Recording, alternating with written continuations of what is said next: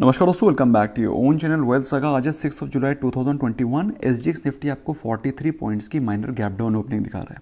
बात करें Asian markets की, तो एशियन मार्केट्स में माहौल पॉजिटिव ही है, इसलिए आपको ज़्यादा टेंशन लेने की ज़रूरत नहीं है। स्पेशली अगर आप ऑब्जर्व करें एसजीएक्स निफ्टी को, जो कि ट्रेड कर रहा है 15,820 पर, और कल के दिन अगर निफ्टी 50 को देखें तो निफ्टी 50 कल क्लोज हुआ है 15,834 पे। तो बेसिकली आपको kind of flat opening expect करनी चाहिए। अच्छा, कल के दिन अगर आपने ऑब्जर्व किया हो इवनिंग रैप में, तो निफ्टी 50 और निफ्टी बैंक ने एक गैप अप ओपनिंग करी थी, जिसको कि उन्होंने कल फिल नहीं किया था और अपने ऑलमोस्ट डे हाई पर क्लोज हुए थे। तो चूंकि ये गैप है जो कि अनफिल्ड है, ये गैप फिल होना बाकी है, तो आपको आज नहीं तो कल, कल नहीं तो परसों, may be in couple of days, ये जो गैप है 15,750 से 15,800 के बीच का, ये गैप फिल होता हुआ दिखाई पड़ सकता है। निफ्टी बैंक निफ्टी एक बार फिर से रिट्रेस करके ऊपर जाने की कोशिश करेंगे। लेकिन दोस्तों, ऐसा कोई गारंटी नहीं है कि सारे के सारे गैप्स फिल ही होंगे, लेकिन ऐसा माना जाता है कि gaps are generally filled. Okay, तो this is something which you need to observe. इसके अलावा कल निफ्टी बैंक में, mid cap small cap indices में, सेंसेक्स निफ्टी हर जगह तेजी थी। सेंसेक्स ने अपने 52,000 के लेवल्स को रिक्लेम कर लिया है, निफ्टी बैंक ने 35,000 के लेवल्स को रिक्लेम कर लिया है, और ओवरऑल माहौल में मोमेंटम पॉजिटिव ही है। अच्छा, अगर कल के सेक्टर के बारे में बातचीत करें तो कल के दिन दोस्तों स्टील सेक्टर, मेटल सेक्टर काफ़ी चमक रहा था। हिंडाल्को में अच्छी खासी तेजी थी, टाटा स्टील में अच्छी खासी तेजी थी। इसके अलावा ओएनजीसी और एसबीआई में भी आपको अच्छी खासी बाइंग दिखाई पड़ रही थी। स्पेशली एसबीआई में fag end of the day आपको अच्छी बाइंग दिखाई पड़ी थी। अगर बात करें कल के टॉप लूजर्स की, तो कल के टॉप लूजर्स में थे HDFC life, tech Mahindra, doctor Reddy's laboratory and BPCL. अगर दोस्तों बात करें कमोडिटी सेक्शन की, दोस्तों कल के दिन कमोडिटी सेक्शन में क्रूड और नेचुरल गैस में फ्रेश बाइंग दिखाई पड़ रही थी। गोल्ड ने अपने लेवल्स को ऑलरेडी रिक्लेम कर लिया, ऑल्दो ऐसा लग रहा था गोल्ड 45,000 के आसपास जाएगा, लेकिन गोल्ड ने 46,000 के लेवल से फिर से एक बाउंस बैक दिखा दी और इस समय 47,500 के आसपास चल रहा है। ऑल्दो सिल्वर में कल माइनर प्रॉफिट बुकिंग थी, लेकिन सिल्वर ने भी 70,000 के लेवल्स को ऑलरेडी रिक्लेम कर लिया है। तो कुल मिलाकर के दोनों अभी बुलिश मोमेंटम जोन में ही दिखाई पड़ रहे हैं। यस, करेंसी सेक्शन में दोस्तों कल आपको मॉर्निंग अपडेट में बताया गया था कि कल आपको इंडियन रुपी में आपको यू कैन फाइंड कि इंडियन रुपी में कल आपको स्ट्रेंथ दिखाई पड़ सकती है, और कल के दिन आपको इंडियन रुपी में स्ट्रेंथ दिखाई भी पड़ी। अगर आप बात करें डॉलर की, यूरो की, ग्रेट ब्रिटेन पाउंड की, जापानीज येन की, सारे के सारे एज अगेंस्ट इंडियन रुपी आपको वीक दिखाई पड़ रहे थे। लेकिन ऑन दी कॉन्ट्ररी आज आपको उल्टा एक्सपेक्ट करनी चाहिए। मेरे हिसाब से आज आपको रुपी में वीकनेस दिखाई पड़ सकती है, so you should be mentally prepared for that. दोस्तों बात करते हैं आज के इंपॉर्टेंट लेवल्स की, जो कि आज आपको ध्यान रखने चाहिए। दोस्तों चूंकि कल मैंने आपको बताया था कि निफ्टी 50 में जब तक 15,850 के 15,900 के लेवल्स टूटते नहीं हैं, you can not expect nifty 50 to move up, क्योंकि ऑलरेडी 15,920 पर एक बार निफ्टी 50 जाकर के वापस आ चुका है। So this is a very very important resistance zone, जिसको कि निफ्टी 50 को रिस्पेक्ट करना ही करना है। तो दोस्तों अगर आज के दिन मोमेंटम होता है और अनफॉर्चुनेटली अगर 15,850 या 15,900 को तोड़ नहीं पाता है निफ्टी, तो I think it will again retrace back to 15,750 15,800 levels. So ये चीज़ें आपको ध्यान रखनी पड़ेंगी if you are a trader. Nifty bank के बारे में बातचीत करें, कल के दिन निफ्टी बैंक में तेजी थी, लेकिन निफ्टी बैंक के जो इंपॉर्टेंट रेजिस्टेंस लेवल्स हैं 35,300, 35,500, इनको वो कल के दिन टच भी नहीं कर पाया।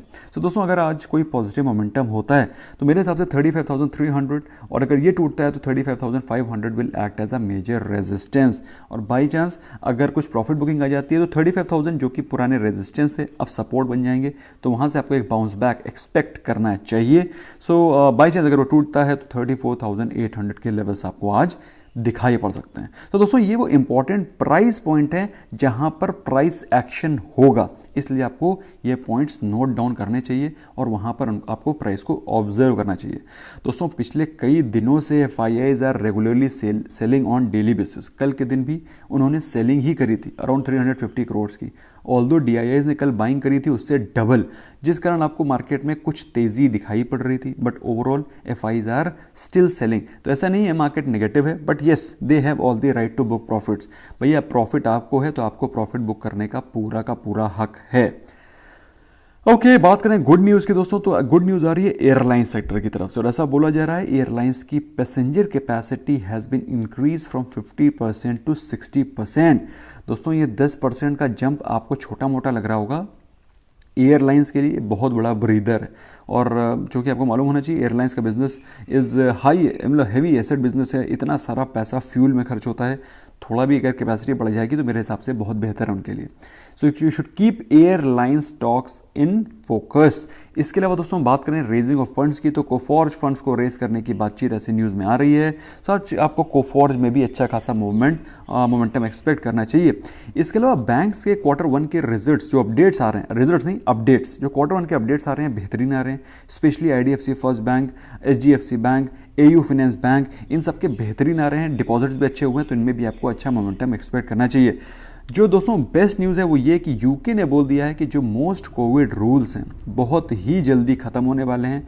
दे are very confident with respect to their vaccination drive, और उनको लगता है कि जो कोविड का चैप्टर है, जैसे कि US ने डिक्लेयर किया था, वैसे यूके भी डिक्लेयर करने वाला है जल्दी ही कि कोविड का चैप्टर खत्म होने वाला है। अब लेट्स सी व्हाट हैपन्स। जो मेरे सब्सक्राइबर्स हैं जो कि यूके में रहते हैं, please do let me no in the comment section कि आपको क्या लगता है और भाई कहाँ तक आपको लगता है ये बात सच है। ऑफकोर्स हम तो वो चीज़ डिस्कस करते हैं जो कि न्यूज़ में।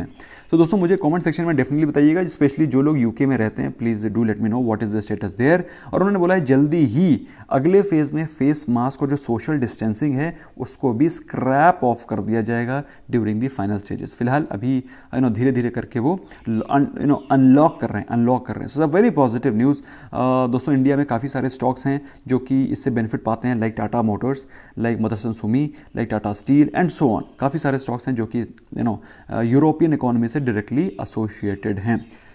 नॉट सो गुड न्यूज़ के बारे में बात करें दोस्तों, तो दो न्यूज़ हैं जो कि बड़ी गड़बड़ हैं। एक तो कोविड के जो केसेस हैं वो 30,000 से 40,000 के बीच में रेगुलरली आ रहे हैं, जो कि कम नहीं हो रहे हैं। That is point number 1।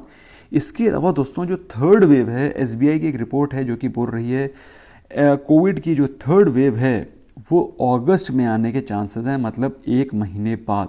सो दोस्तों this is not a very great news. So you should be mentally prepared.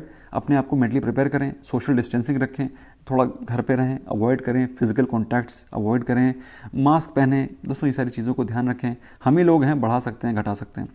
Q1 के रिजल्ट जल्दी आने वाले हैं दोस्तों, आपको जल्दी ही अपडेट किया जाएगा। सारे इंपॉर्टेंट रिजल्ट से तो कोई आज खास सिग्निफिकेंट रिजल्ट है नहीं।